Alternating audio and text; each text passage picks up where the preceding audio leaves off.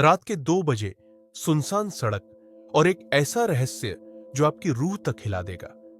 क्या आप उस सड़क पर अकेले चलने की हिम्मत रखते हैं? यह है काली सड़क का आखिरी सफर, जहां हर मोड़ पर मौत इंतजार कर रही है और यह कहानी आपकी नींद उड़ा देगी। रात के 2 बज रहे थे। विक्रम अपनी बाइक लेकर शहर से गांव लौट रहा था। सड़क सुनसान, चारों तरफ अंधेरा और बस उसकी बाइक की हेडलाइट चमक रही थी। अचानक एक औरत सड़क के बीचों बीच खड़ी दिखी। सफेद साड़ी, बाल बिखरे हुए और चेहरे पर अजीब सी मुस्कान। विक्रम ने ब्रेक मारा, लेकिन औरत गायब। अरे, ये तो किसी का मजाक है, उसने सोचा।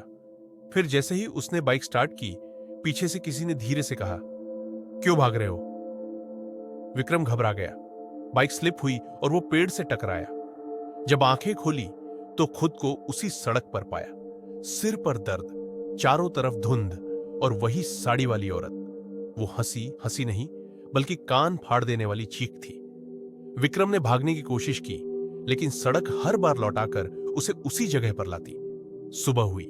गांव वाले उस सड़क पर गए, पर विक्रम कहीं नहीं मिला। सिर्फ उसकी बाइक सड़क के किनारे खड़ी थी।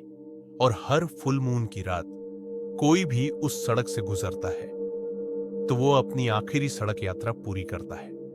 कुछ हफ्ते बाद गांव में एक नया लड़का अर्जुन अपने दोस्तों के साथ उस काली सड़क के पास आया।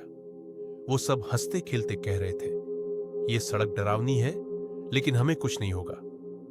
जैसे ही अर्जुन बाइक स्टार्ट करता है, हवा में अचानक ठंडक फैल गई।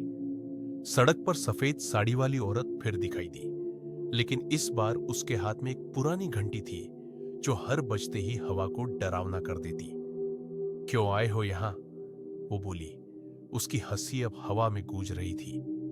अर्जुन की बाइक स्टार्ट नहीं हुई। उसकी आंखों के सामने सड़क बदलने लगी। पेड़ बढ़कर विशाल भूत जैसा दिखने लगे। दोस्तों ने चिल्लाया, अर्जुन पीछे देखो। लेकिन अर्जुन सिर्फ देख सकता था। वही चेहरा, वही मुस्कान और वही डरावना अंधेरा। सिर्फ एक चीख सुनाई दी, अर्जुन की, और उसके बाद सड़क पूरी तरह सुनसान हो गई।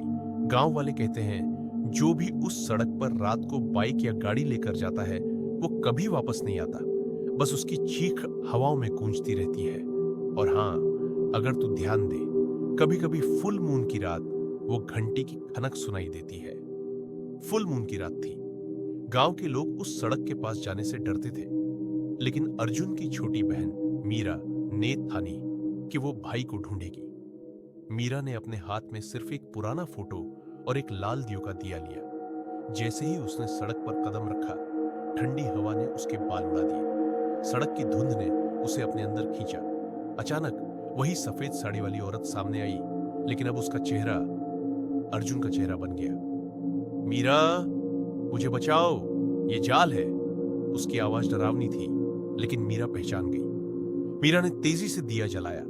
जैसे ही लौ ने औरत के चेहरे को छुआ, एक तेज चिंगारी और चीख सुनाई दी। सड़क ने झुरझुरी ली, धुंध गायब हो गई और अर्जुन जमीन पर गिर पड़ा, जीवित। लेकिन कहानी यही खत्म नहीं हुई। अर्जुन ने देखा कि उसके पीछे सड़क पर अब भी वही घंटी हिल रही थी और हवा में आवाज गूंज रही थी, अगली रात, अगला शिकार। गांव वाले अब भी कहते हैं, काली सड़क सिर्फ कभी खत्म नहीं होने वाली आत्माओं का घर है। अर्जुन बच गया था, लेकिन उसकी जिंदगी अब पहले जैसी नहीं रही। हर रात उसके सपनों में वही सफेद साड़ी वाली औरत आती, घंटी बजाती और कहती, तुम बच गए, लेकिन अगली बार तुम्हारा कोई और जाएगा। 1 महीने बाद गांव में नए लोग आए। वे नहीं जानते थे कि काली सड़क के रहस्य कितने खतरनाक है। अर्जुन ने कोशिश की उन्हें चेताने की, लेकिन जब उन्होंने उस सड़क पर कदम रखा तो अर्जुन खुद भी पीछे पीछे चला गया। सड़क ने अपना असली रूप दिखाया। पेड़ हिल रहे थे, अंधेरा गाढ़ा हो रहा था और धुंध से अजीब आवाजें आ रही थी। सफेद साड़ी वाली औरत अब पूरी तरह दिखाई दी, लेकिन इस बार उसके साथ और भी कई चेहरे थे। वो सब पिछले शिकार थे, जिनके आत्मा अब उसकी सेना बन गए थे। अर्जुन ने चिल्लाया, मीरा, दियो वाला ट्रिक काम करो। मीरा ने जल्दी से दियो को सड़क पर रखा और जला दिया। लौ की रोशनी में कुछ चेहरे गायब हो गए, लेकिन औरत हंसते हुए बोली, तुमने सिर्फ कुछ को रोका, मैं हमेशा वापस आऊंगी। और तभी गांव वालों ने देखा, काली सड़क अब पहले से भी ज्यादा लंबी, अजीब और अनंत अंधेरे में गायब होती जा रही थी। कहते हैं, जो भी अब उस सड़क पर जाएगा उसका भाग्य पहले से भी डरावना होगा, और सफेद साड़ी वाली औरत हमेशा इंतजार करेगी अगली रात का शिकार करने के लिए। अर्जुन अब पूरी तरह समझ गया था कि काली सड़क सिर्फ सड़क नहीं, एक जीवित अभिशप्त जगह है। उसने फैसला किया कि अब या तो वो और मीरा इसकी जड़ तक जाएंगे या कभी भी लौट कर नहीं आएंगे। फुल मून की रात दोनों हाथ में दियो और पुराने फोटो लेकर सड़क पर पहुंचे। धुंध घनी थी, पेड़ जैसे जिंदा होकर हिल रहे थे। सफेद साड़ी वाली औरत का हंसता चेहरा हर मोड़ पर झलक रहा था। अर्जुन ने चिल्लाया, अब बस, आज हम इसको खत्म करेंगे। मीरा ने दियो की रोशनी से एक बड़ा गोला बनाया और दोनों ने एक साथ मंत्र जपते हुए उसे जला दिया। जैसे ही लौ और मंत्र ने मिलकर काम किया, सड़क फटकर धुंध में गायब होने लगी। औरत की चीख, अब तक की सबसे डरावनी चीख, सुनाई दी, फिर चुप्पे हो गई। अर्जुन और मीरा ने देखा, सड़क अब गांव में सिर्फ एक पुराना निशान बनकर रह गई थी। कोई धुंध नहीं, कोई घंटी नहीं, सिर्फ ताजगी और शांति।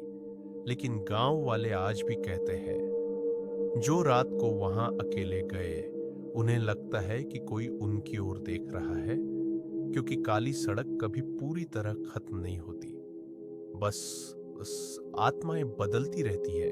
अर्जुन और मीरा ने सोचा कि अब सब खत्म हो गया, लेकिन शहर के लोग जल्दी ही महसूस करने लगे कि कुछ अजीब है। हर रात गांव में अचानक से कोई चीख नहीं, बल्कि सुनसान हवा में फुसफुसाहटें गूंजने लगी। किसी ने देखा कि काली सड़क अब पुराने निशान से भी बड़ी लग रही थी, और हर महीने फुल मून की रात सड़क के बीचों बीच एक नया चेहरा चमकता है, जैसे कोई नई आत्मा उसे आबाद कर रही हो। अर्जुन ने महसूस किया कि सफेद साड़ी वाली औरत सिर्फ रास्ता बदलती है, खत्म नहीं होती। वो अब गांव के बीचों बीच मौजूद थी, हर नए शिकार का इंतजार कर रही थी। मीरा ने कहा, भाई, ये सिर्फ डरावनी जगह नहीं, ये जीवित अभिशाप है। हम इसे मार नहीं सकते, सिर्फ थोड़े समय के लिए रोक सकते हैं। और तभी धुंध में से एक औरत का चेहरा उभरता है।